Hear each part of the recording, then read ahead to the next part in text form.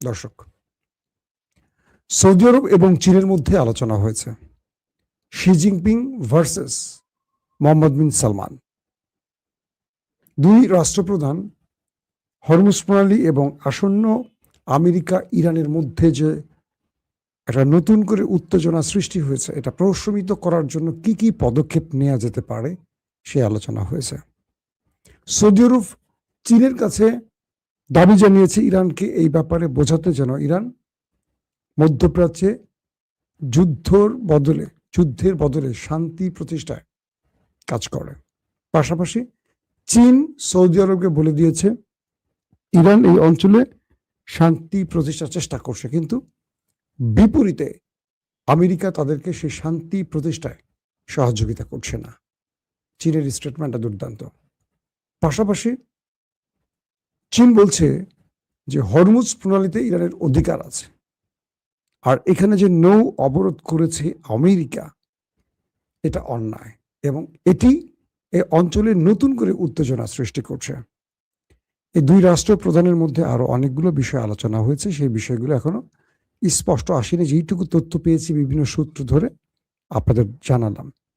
পাশাপাশি কাতার ক্ষেপে গেছে আমেরিকার উপর, আমেরিকাকে সাফ জানিয়ে দিয়েছে, তোমরা যুদ্ধ বন্ধ করো নতুবা দেশ ছাড়ো। কারণ আরব যথেষ্ট ক্ষতিগ্রস্ত হয়েছে গত 40 দিনের যুদ্ধে। শুধু কাতার নয়, আরব আমিরাতও কথা বলতে শুরু করেছে। আরব আমিরাতের ভেতর থেকে ইস্টাবলিশমেন্ট মুখ ফুসকে কথা বলছে। বিষয়টি এরকম না, জনসম্মুখে সাংবাদিক ডেকে এনে কথা বলেছে। সেখানে বলা হয়েছে যে আমেরিকাকে তারা $1 ট্রিলিয়ন দিয়ে ঘাঁটি বসানোর সুযোগ দিয়েছিল আরব আমিরাতে। কিন্তু দেখা গেছে আমেরিকা আর ইরানের লড়াইতে আমেরিকা সফলভাবে আরব আমিরাতকে রক্ষা করতে পারেনি। যতটুকু ইরানের মিসাইল বা ড্রোন ঠেকাতে পেরেছে, সেটা আরব আমিরাত নিজের চেষ্টায় পেরেছে। তো এই হিসেবে আরব আমিরাত ট্রাম্পের এই ব্যর্থতাকে নতুন করে সামনে এনে বলছে যে তোমরা প্রয়োজনে আমাদের দেশ ছেড়ে চলে যাও, এই অঞ্চলে তোমরা আমাদের নিরাপত্তা দিতে পারছো না, তোমরা আমাদেরকে আরো অনিরাপদ করে তুলছো।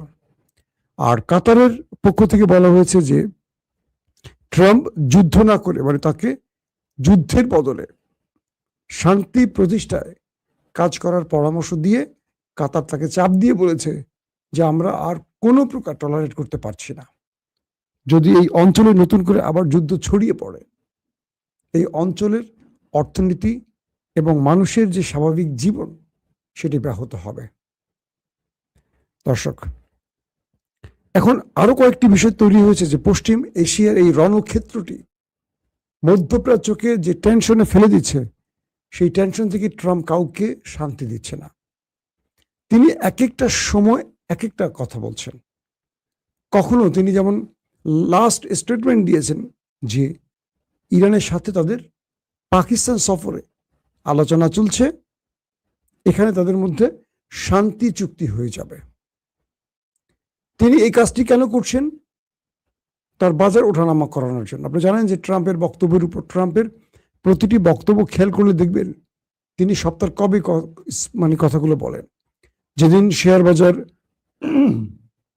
বন্ধ হয়ে যায়, তারপরে যেদিন শেয়ার বাজার খোলে, এই 2 দিন 2 রকম কথা বলেন ট্রাম্প।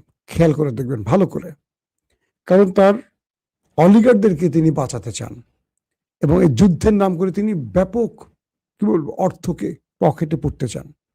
যুদ্ধ একটা অর্থনৈতিক খেলা, কারো জীবন যায় কিন্তু কারো পকেটে বা ব্যাংকে টাকা ভরে। তো বলা হচ্ছে যে ডোনাল্ড ট্রাম্প তিনি বলছেন যে ইরানের সাথে তারা শান্তি চুক্তির একদম চূড়ান্ত পর্যায়ে আছে, কিন্তু ইরান এখন পর্যন্ত পাকিস্তানে রওনা হয়নি। অথচ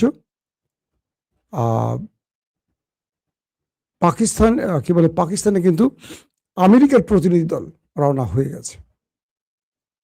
ইরান বলছে ইরানের গুরুত্বপূর্ণ ডেলিগেটস যারা আসার কথা ছিলেন, তারা কেউ আসবে না যতক্ষণ না হরমুজ প্রণালী থেকে আমেরিকা সরে না যাচ্ছে। এই ব্যাপারে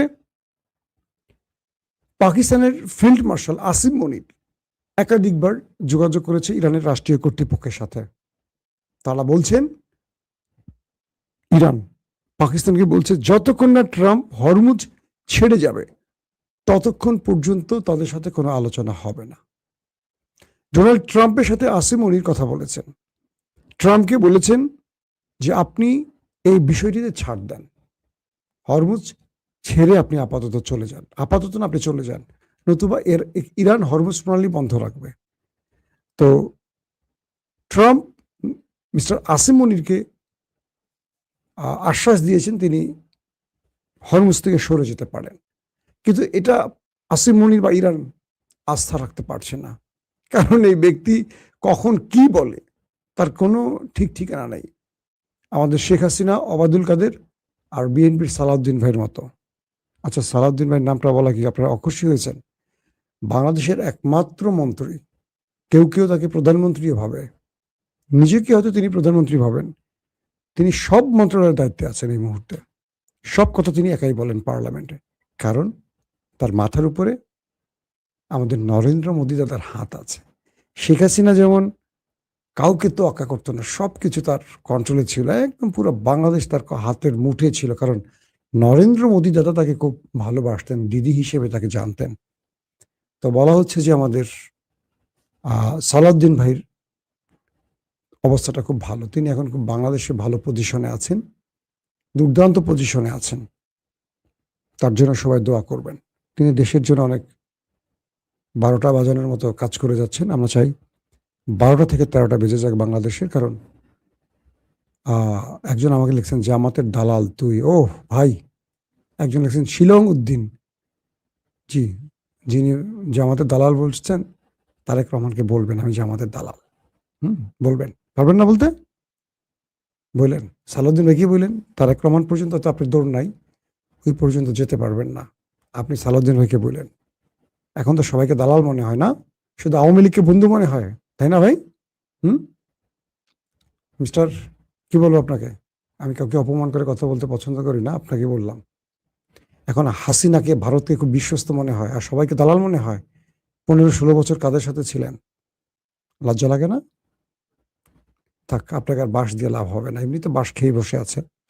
দর্শক, বলা হচ্ছে যে ইরান যুদ্ধের প্রস্তুতি নিচ্ছে এই মুহূর্তে, কারণ ইরান পাকিস্তানে যাচ্ছে না আলোচনায় যতক্ষণ না ইরানের শর্তগুলো আমেরিকা মেনে না নিচ্ছে। বলছে পাকিস্তানে না, ইরান যে শর্তগুলো দিয়েছে এগুলো মেনে নিতে হবে আমেরিকাকে।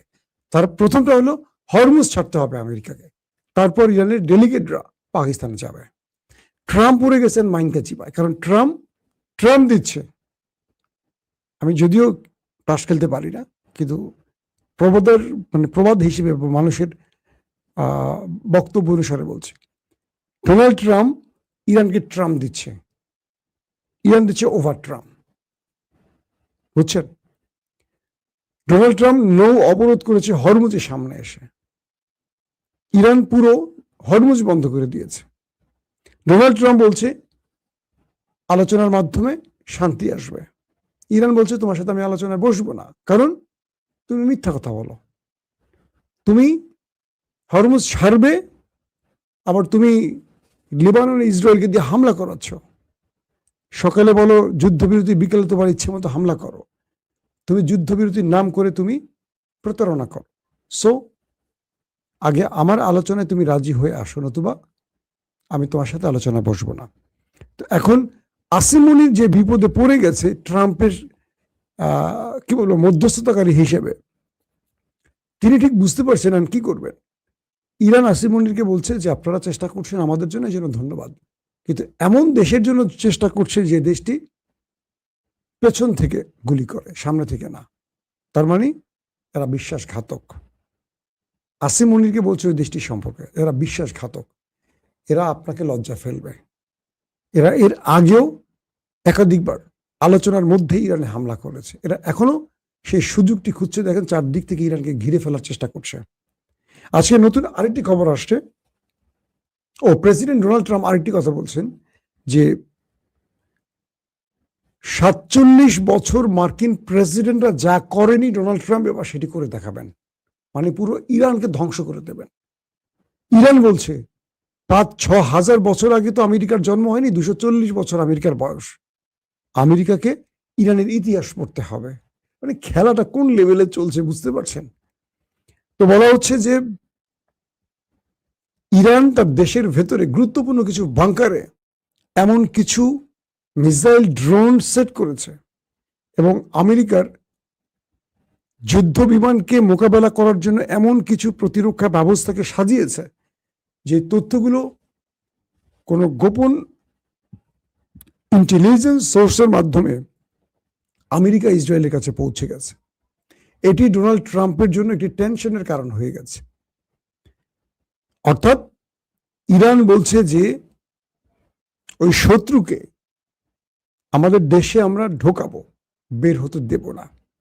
ইরান বলছে যে ওদের জন্য আমরা এত বড় সারপ্রাইজ রেখেছি যেটা ওরা চিন্তা করছে না, সেটা ব্ল্যাক হোল, এক ভয়ঙ্কর অন্ধকারে ওদেরকে আমরা টেনে নিয়ে যাব। গত 40 দিনে ওদেরকে বুঝিয়েছি আমরা কি পারি। ওরা আসবে নিজের ইচ্ছায়, কিন্তু যাবে আমাদের ইচ্ছায়। এটা ইরানের বক্তব্য। এবং তারা বলছে এই ব্ল্যাক হোল থেকে ওরা বেরোতে পারবে না। মার্কিন সামরিক বিভিন্ন বিশেষজ্ঞরা বলছেন ইরান তার ভেতরে আমেরিকার জন্য ভয়ঙ্কর ফাঁদ পেতে রেখেছে, যে ফাঁদ থেকে আমেরিকা ইসরায়েল বেরিয়ে আসতে পারবে না। তাই ডোনাল্ড ট্রাম্পকে তার জেনারেলরা বারবারই বলছে যুদ্ধের বদলে আলোচনা বা শান্তির জন্য আলোচনা করতে হবে, নতুবা কোনোভাবেই কি লিখছে একজন বালুর ট্রাকের চান্দাবাজেরা মোদির সন্তান, বুঝছেননি? যিনি আরে কইছেন আনারে কিন্তু মারি দিছে ভাই, এককাল মারি লেছে। আরে এই মারি লেছে শব্দটা শুনলে আমার একজনের কথা খুব মনে পড়ে, বুঝছেন? এখন যে বিষয়টা তৈরি হয়েছে সেটা হলো যে আমেরিকাকে ঠেকাবার জন্য হরমুজ শুধু নয়, চারদিক থেকে পাহাড়ি অঞ্চলে, তারপর মরুভূমিতে, বিভিন্ন পর্বতমালায়, বিভিন্ন গোপন হ্রদের আশেপাশে, কাস্পিয়ান সাগরের বিভিন্ন পয়েন্টে গুরুত্বপূর্ণ ইরানি যে স্ট্র্যাটেজিক পয়েন্টগুলো আছে সেখানে ইরান এমন কিছু মিসাইল সেট করেছে যেগুলো আমেরিকার জন্য ভয়ঙ্কর কিছু বহন করতে পারে। আমেরিকা বারবার যে বলছে ইরানকে মুছে ফেলবে, ধ্বংস করে ফেলবে, পুরো ইরানকে ধ্বংস করে ফেলবে বোম্বিং করে, এই ডোনাল্ড ট্রাম্পের এই বক্তব্যগুলো কতটা আওয়াজ আর কতটা বাস্তব এটা পৃথিবী গত 40 দিনের যুদ্ধে দেখে ফেলেছে। এখন পর্যন্ত কৌশলগত লড়াইতে ইরান বিজয়ী, পরাজিত কিন্তু ওই দুটো দেশ। তাই সৌদি, কাতার, কুয়েত, জর্দান, আরব যারা আছে তারা এই যুদ্ধটাকে সামনে দেখতে চায় না। তারা এখন ট্রাম্পকে চাপ দিচ্ছে যে কোনোভাবে যুদ্ধ বন্ধ করার জন্য। এই পরিস্থিতিতে ডোনাল্ড ট্রাম্প বড় রকম বিপদে আছে এবং ইরান হরমুজকে ঘিরে ফেলায় এখন নতুন করে টেনশন তৈরি হচ্ছে মার্কিন প্রশাসনের মধ্যে। কারণ ইতিমধ্যে মার্কিন যুদ্ধ জাহাজকে কয়েক দফা ধাওয়া দিয়েছে ইরান, তারাও কিন্তু সেখান থেকে পালিয়েছে। ইরানের একটি জাহাজে আক্রমণের পরিস্থিতির আলোকে ইরান তাদের উপর ড্রোন অ্যাটাকও চালিয়েছে, কিন্তু কোনোভাবে ইরান তাদেরকে আর তোয়াক্কা করছে না। এখন আমেরিকা আগামী কয়েক ঘন্টার মধ্যে নতুন কোনো সারপ্রাইজ দেবে নাকি ইরান আমেরিকাকে সারপ্রাইজ দেবে, সেটি হয়তো আমরা নেক্সট ভিডিওতে আপনাদের জানাতে পারবো।